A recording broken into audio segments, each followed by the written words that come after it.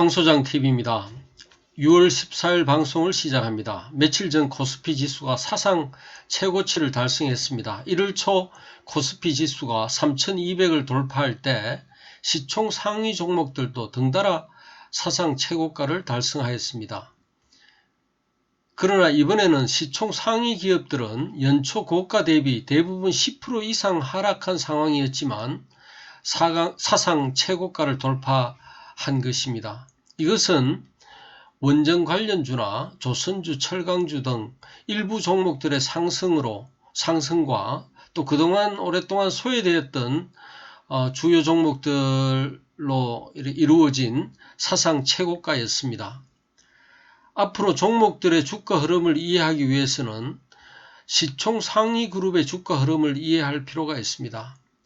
이에 황소장 TV는 앞으로 코스피와 코스닥의 시총 상위 종목의 적정 주가를 평가하여 향후 실적 장세나 개별 종목 위주의 시장의 전개를 대비하고자 본 방송을 준비하였습니다.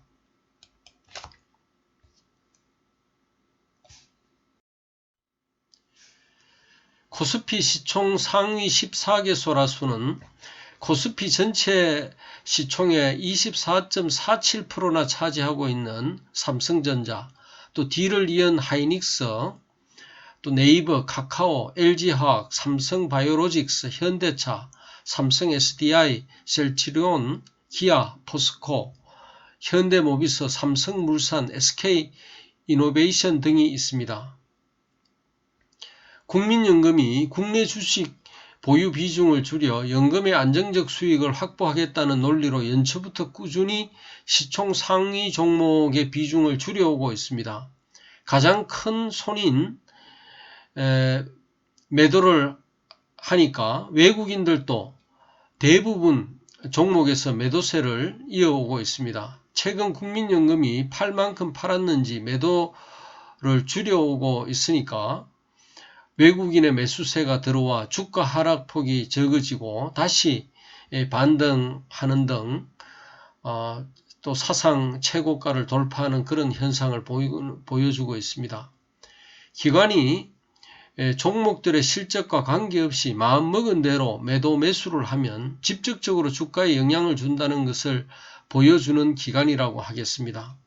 그러나 시총 상위 기업들의 실적이 워낙 좋다 보니 무작정 매도만 할 수 없는 상황이라 이제 반등의 기운이 물어있고 있다고 판단됩니다.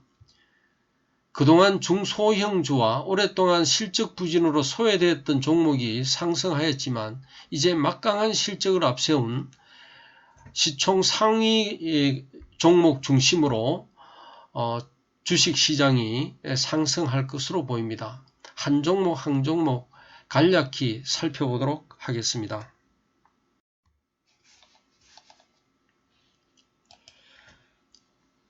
먼저 삼성전자입니다. 워낙 실적이 좋고 전망도 좋다 보니 가치 관점에서 55% 상승 여력이 나왔고 성장 관점에서도 100%의 상승 여력을 보였습니다. ROE도 10.3에 이르며 EV 에비타다도 12.4에 불과하는 등 참으로 투자지표도 양호한 모습을 보여준다고 하겠습니다. 차트상으로도 이평선이 수렴한 하는 등 더 이상 설명이 필요 없는 상황이라고 하겠습니다.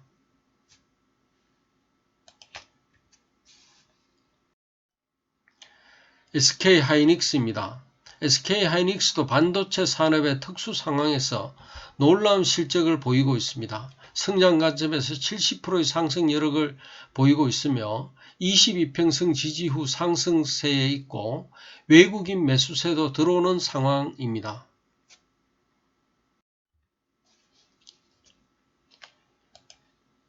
네이버는 1분기 실적에 특이치가 있었습니다. 당기 순이익이 1조 5천억에 이르는 그런 내용이었는데 그 이유를 파악하지 못했습니다.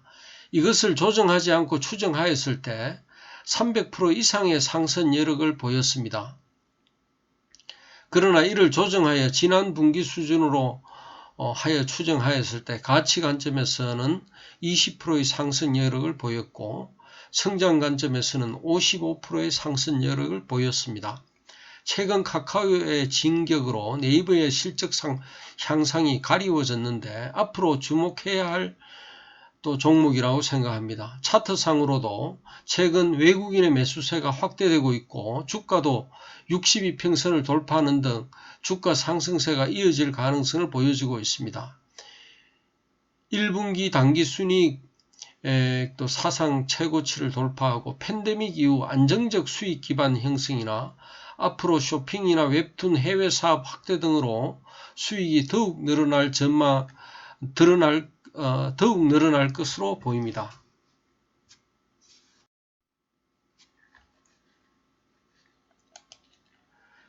카카오는 시총 상위 14개사 중 최근 가장 핫한 종목이라고 하겠습니다. 액면 분할 이후 잠시 조정을 보이다가 5월 중순 이후 5위평선을 타고 상승 추세를 이어가고 있습니다.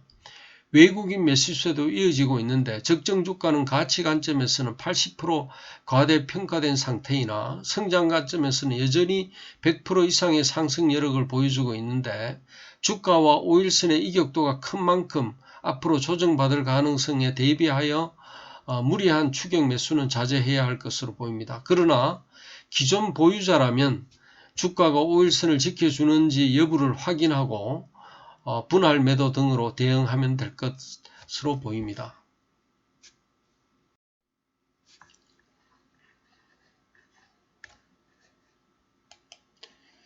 LG화학은 1월 초 105만원을 찍은 후 박스권에서 등락을 거듭하다가 지난주에 반등을 하였습니다.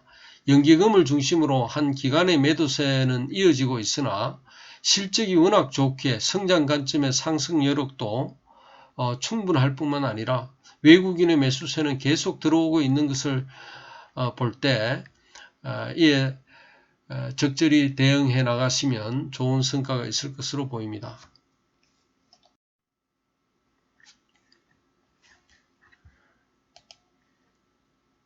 삼성바이오로직스는 5월 14일 최고가 94만 8천원을 찍은 후 조정을 받고 있으나 최근 기간 외국인 매수세가 이어지고 있습니다. 성장 관점에서 상승 여력이 충분하고 투자 지표도 아주 양호하게 나타나고 있습니다.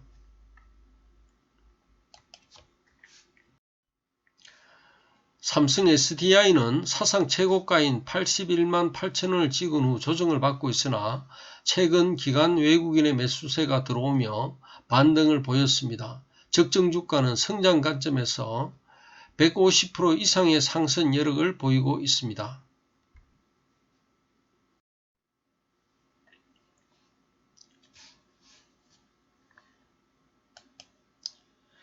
셀트리온은 외국인의 집중적인 매도가 잠잠해지고 최근 매수세가 들어오는 등 전환되는 모습을 보이고 있습니다. 적정 주가도 성장 관점에서 180% 이상의 상승 여력을 보이는 등 아주 좋은 모습을 보이고 있고 ROE도 16.5%에 이르고 EV 에비타다도 4.3에 불과하는 아주 양호한 투자 지표를 보이고 있습니다. 기아자동차는 2월 최고가 10만 2천원을 찍고 3개월 이상 조정과 행보를 하다가 최근 5위평선을 타고 상승세를 이어가고 있으며 최근 또한 기간 외국인의 매수세도 들어오고 있는 모습을 보이고 있습니다.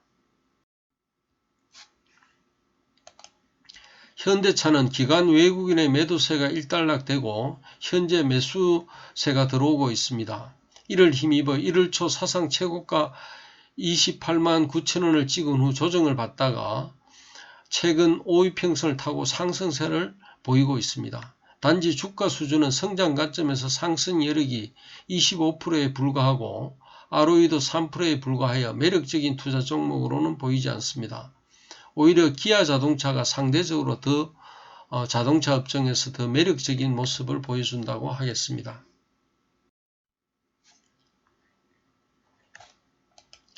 포스코는 경기 민감주로서 4월과 5월 초 급등세를 보이다가 크게 조정받고 있는 상황입니다. 주가 수준은 가치 관점에서 80% 이상의 상승 여력이 있고 성장 관점에서도 350% 이상의 상승 여력이 있을 뿐만 아니라 투자 지표도 양호한 것으로 볼 때 상당히 매력적인 종목이라고 할 것입니다.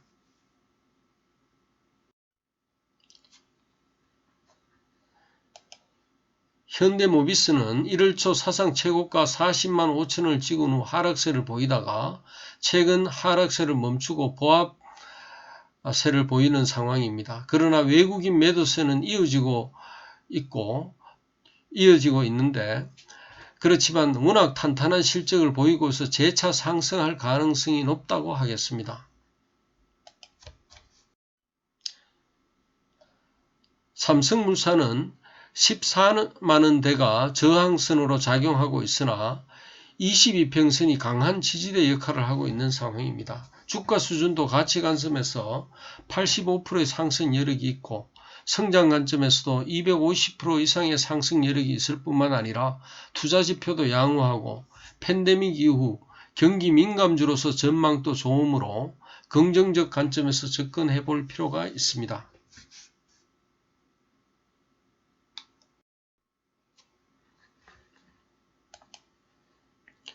마지막으로 SK이노베이션은 오랜 적자를 보이고 있어 특이치가 많아 추정이 불가한 상황이나 전기차 2차 관련주로서 2차 전지 관련주로서 주목을 받고 있음을 감안하여 꾸준히 관찰할 필요가 있습니다.